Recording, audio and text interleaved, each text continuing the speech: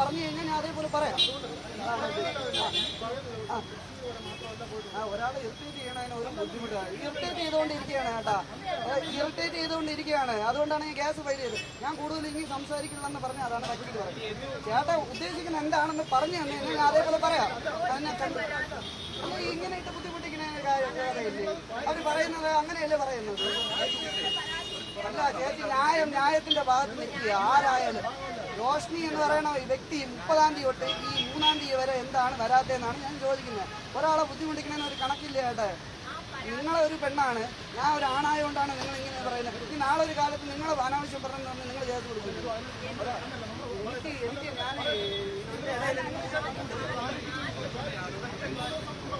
ഞാൻ ഞാനിങ്ങനെ കേൾക്കേണ്ട കാര്യമില്ല. ന്യായമുള്ള എൻ്റെ അടുത്ത് കൂടെ നിൽക്കാതെ എന്നെ എങ്ങനെ എത്തിയിട്ട് ചെയ്തുകൊണ്ടിരിക്കുകയാണ്, ബുദ്ധിമുട്ടിച്ചുകൊണ്ടിരിക്കുകയാണ്. ഒരു കാര്യമില്ല ചേച്ചി, എനിക്ക് സംസാരിക്കാൻ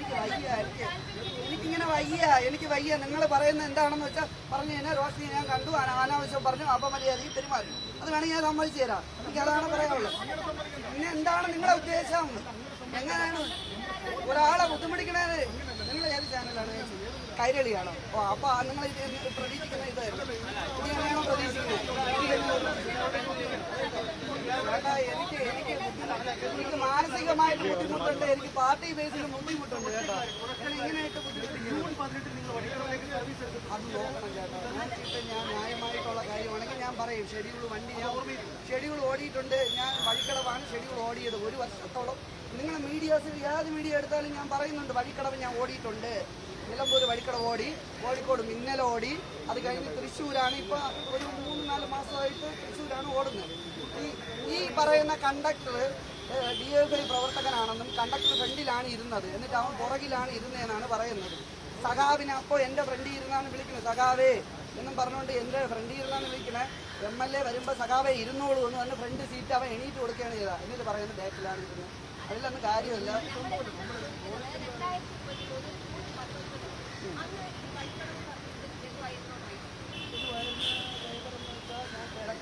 ഞാൻ തിരക്കിയിട്ടില്ല, ഞാൻ ഡിപ്പാർട്ട്മെന്റുമായിട്ട് ഇടപെട്ടിട്ടില്ല. ഞാൻ പറയില്ല, ഞാനൊരു ഈ ഡേറ്റും ഈ കാര്യവും ഇവർ പറയുന്നതനുസരിച്ച് എനിക്ക് ഡിപ്പാർട്ട്മെന്റിൽ നോക്കിയാലേ അറിയാവുള്ളൂ. നിങ്ങൾ ഇപ്പോൾ എന്ത് KSRTC അന്വേഷിച്ചിട്ട് ന്യായമായിട്ടുള്ള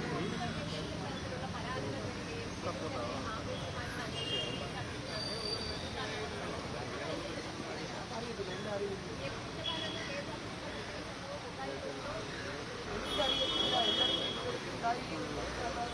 ഈ ഒരു പ്രശ്നം അല്ലാതെ എൻ്റെ അങ്ങനെ പറഞ്ഞിട്ടോ കേട്ടിട്ടോ ഇല്ല. അങ്ങനെ ഒരു അറിവ് 2 വർഷമായിട്ട് ജോലി ചെയ്തു.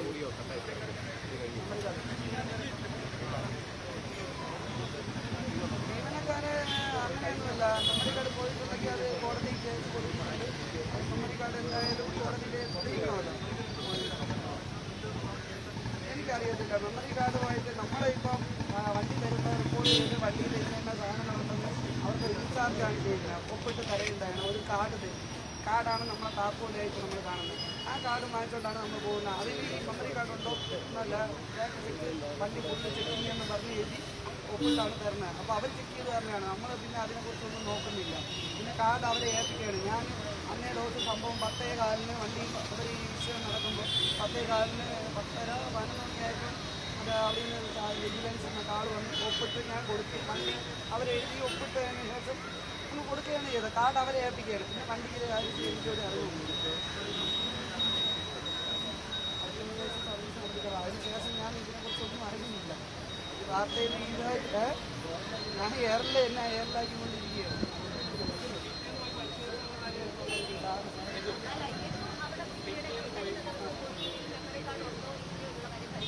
അങ്ങനെ ഞാൻ പരിശോധിക്കേണ്ട കാര്യമില്ല. വണ്ടി അവിടെ കിടക്കുന്നുണ്ടെന്നാണ് പറയുന്നത്. പരിശോധിച്ചു. മെമ്മറി കാർഡ് ഉണ്ടെന്ന് ഞാൻ പറഞ്ഞിട്ടുണ്ട്. ഞാൻ ഡോറിൻ്റെ അവിടെ നിന്നിട്ട് ഞാൻ അങ്ങനെയല്ല പറഞ്ഞത്. എനിക്ക് വ്യക്തമായിട്ട് അറിയാം. ആ വീഡിയോ ഉണ്ടെങ്കിൽ ഒന്ന് എടുത്ത് കഴിഞ്ഞാൽ വളരെ ഉപകാരം. അത് നേരെ ഞാൻ പോകുന്ന ATO റൂമിലോട്ടാണ്. അപ്പം ബസ് ഫ്രണ്ടിൽ കിടക്കുന്നുണ്ട്. അപ്പം ഞാൻ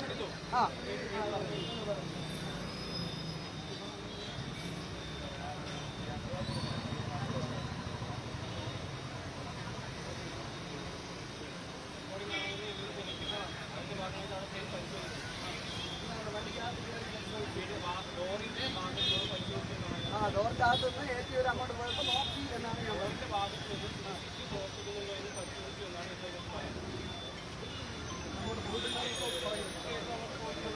ഞാൻ പോയിട്ടില്ലെന്നല്ലല്ലോ എപ്പോഴും പറയുന്നത്. പോയിട്ടില്ലെന്ന് പറഞ്ഞു. അപ്പോൾ ഒരു കാര്യം പറഞ്ഞു തന്നാൽ ഞാൻ അതേപോലെ പറയാം. അതാണ് ഞാൻ പറയുന്നത്. എനിക്ക് ATV കാണേണ്ട ആവശ്യമുണ്ടായിരുന്നു, പോകണമായിരുന്നു. സാറ് വിളിപ്പിച്ചു തന്നെ. അപ്പം ഞാൻ കാണാൻ പോകുന്നത് അന്നും മീഡിയത്തിന് എല്ലാവരും ഞാൻ വിളിച്ചതാണ് അന്ന്.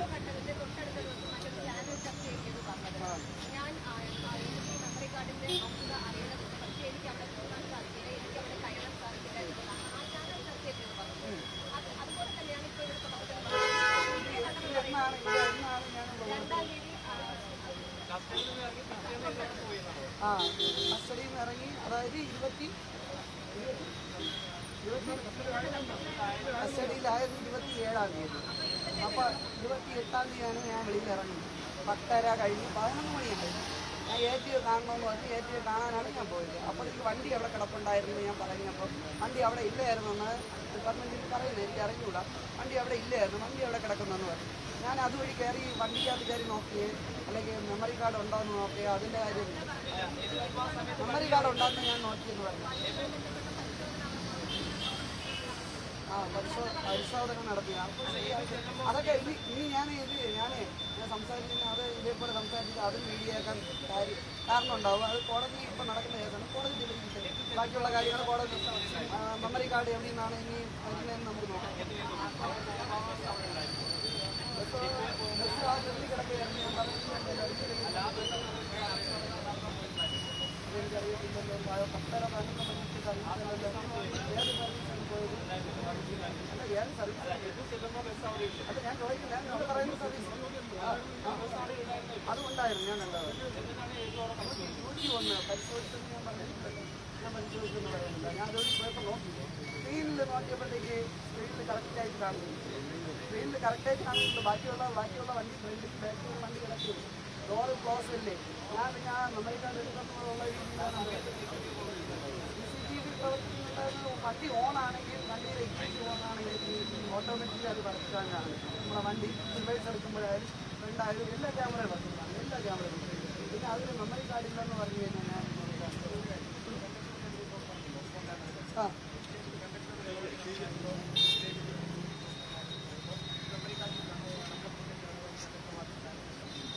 സംശയമുണ്ട്. പാർട്ടിയിലുള്ള ആളാണെന്ന് ആളെന്ന് തന്നെ പറഞ്ഞു. പിന്നെ സഖാവിനെ വിളിച്ചുകൊണ്ട് പറഞ്ഞു. അപ്പോൾ അത് ഉണ്ടാവും. ഞാൻ ഒരിക്കലും എൻ്റെ കൂടെയുള്ള സ്റ്റാഫിന് കുറ്റം പറയുന്നില്ല. പക്ഷേ എന്നാലും അവൻ്റെ ഭാഗത്തുള്ള പാർട്ടി ഉദ്ദേശിച്ചുള്ള അവന് പ്രഷർ കാണുമായിരിക്കും. അവനെന്തെങ്കിലുമൊക്കെ പറയാൻ സാധ്യതയുണ്ട്, ചെയ്ത് കാണും. ഇതിനിടയ്ക്ക് ഇത്രയും സമയം കിടക്കുകയില്ലേ. 10:30 വണ്ടി അവിടെ കൊണ്ടിട്ട്, അതും യൂണിവേഴ്സിറ്റി കോളേജിൻ്റെ ഫ്രണ്ടിലാണ്, സംസ്കൃത കോളേജിൻ്റെ ഫ്രണ്ടിലാണ് ഇടുന്നത്. വണ്ടി അവിടെ കൊണ്ടിട്ടിട്ട് 10:30 തൊട്ട് 2 മണി വരെ വണ്ടി അവിടെ ചുമ്മാ കിടക്കുകയില്ലേ. അപ്പോൾ MLA ഉണ്ട് അതിൻ്റെ അകത്ത്. അതിലെല്ലാ വാർത്തയിലും പറയുന്നുണ്ട് MLA ഉണ്ട്, ഈ